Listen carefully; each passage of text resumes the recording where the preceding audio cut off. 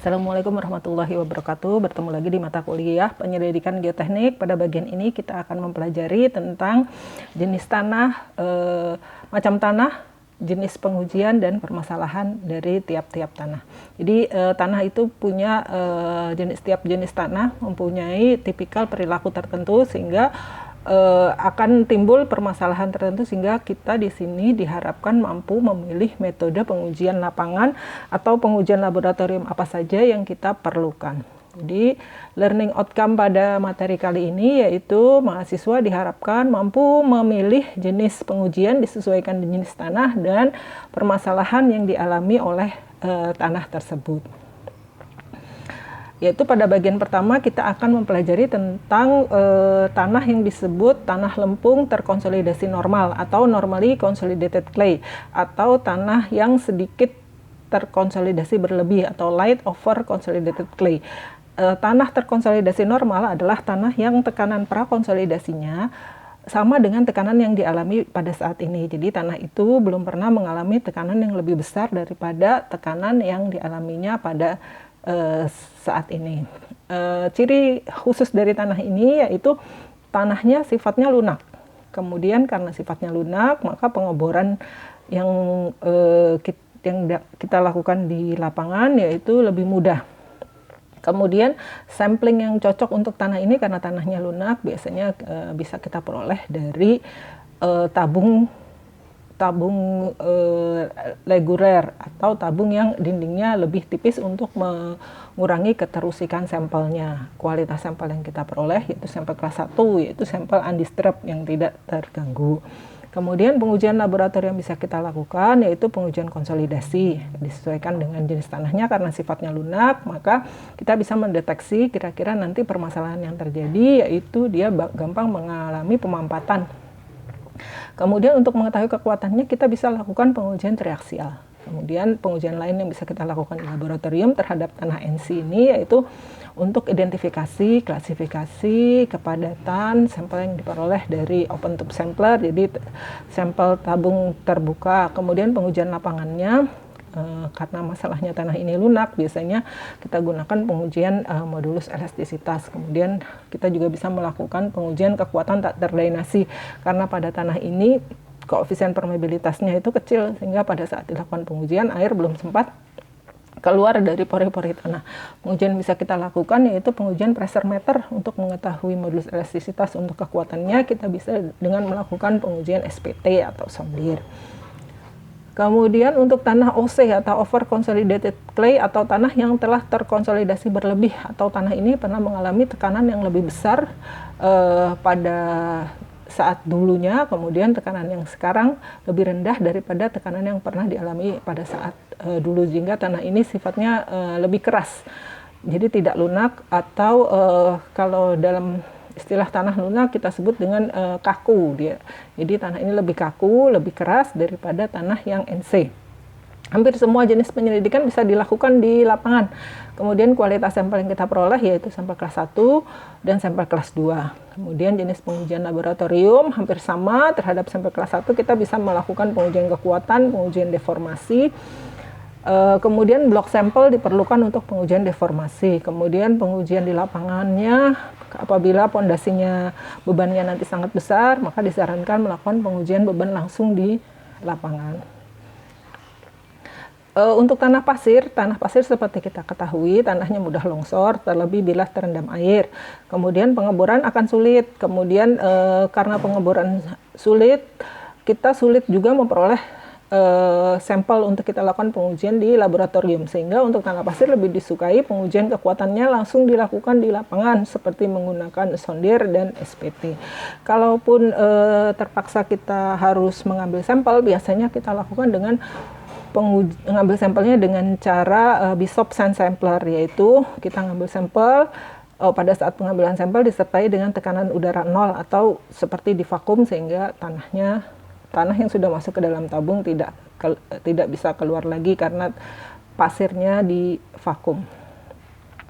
Kemudian kalau tadi kita bicara tentang jenis tanah, jadi secara umum ada dua, tanah pasir dan tanah lempung. Untuk tanah lempungnya ada dua macam lagi, yaitu lempung lunak atau tanah NC, dan lempung yang keras atau tanah OC. Dari situ tadi kita bisa sudah kita bisa prediksi apa behavior atau perilaku utamanya, dan pengujian laboratorium dan lapangan apa saja yang kita perlukan. Nah, di bagian ini kita akan mempelajari tentang masalah-masalahnya. Jadi kalau masalahnya kita mau mencari tentang kapasitas dukung tanah untuk tanah lempung yang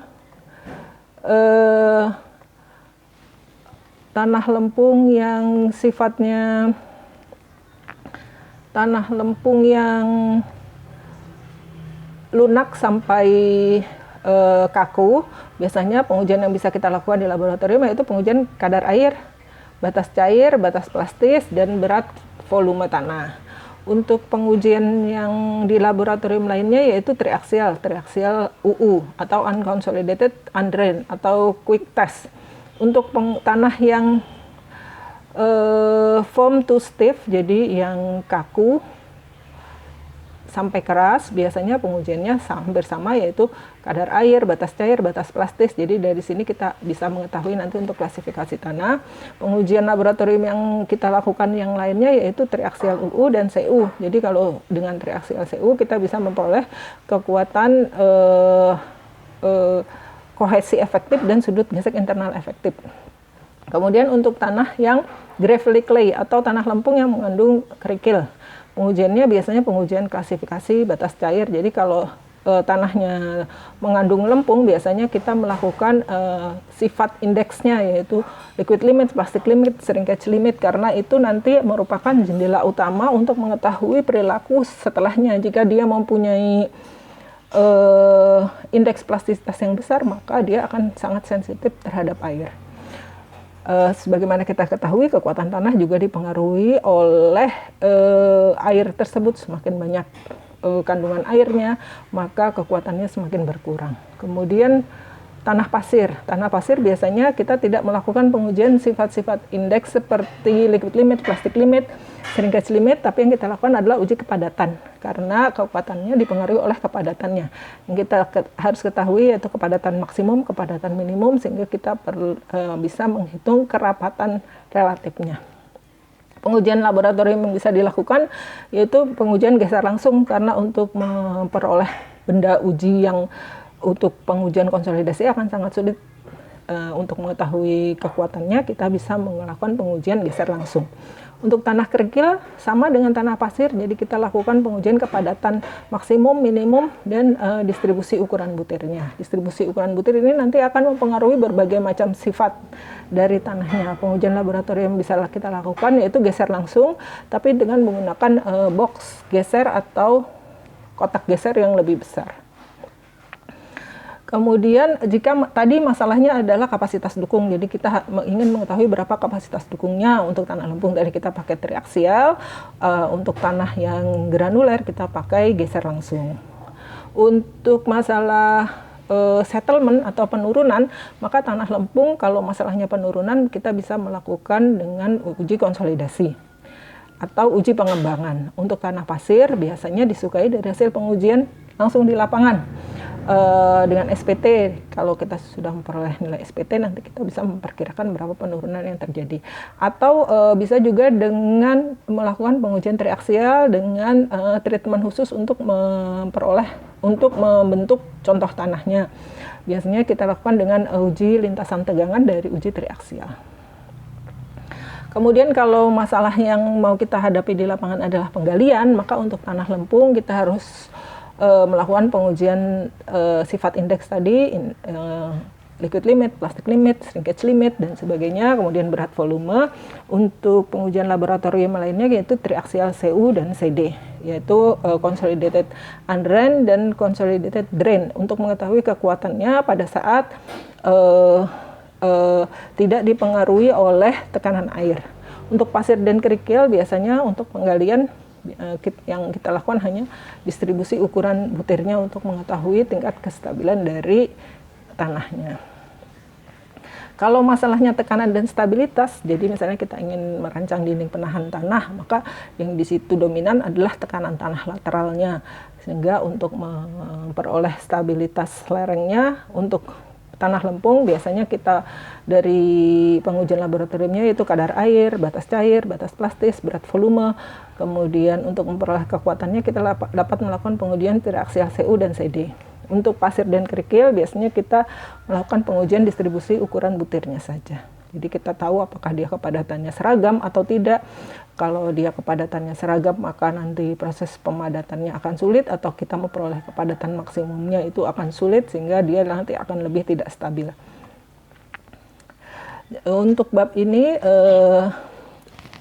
materinya cukup sekian. Jadi kesimpulan yang bisa kita ambil dari bab ini yaitu kita bisa memperkirakan pengujian-pengujian apa saja yang bisa kita lakukan. Itu tergantung dari jenis tanahnya dan jenis permasalahan yang dihadapi tanah tersebut, atau jenis pekerjaan apa yang ingin kita lakukan, sehingga kita melakukan pengujiannya sesuai dengan jenis tanah dan jenis permasalahan yang terjadi. Jadi kalau tanahnya lempung, sifatnya lunak, permasalahan yang terjadi misalnya kompresibilitas, atau dia mudah pampat, mudah mengembang dan menyusut, sehingga pengujian laboratoriumnya arahnya ke sana.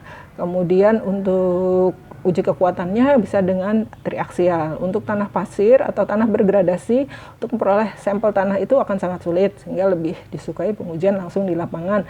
Atau kalau kita mau melakukan pengujian laboratorium, kita lihat dari sifat pasirnya itu sendiri. Jadi pasir itu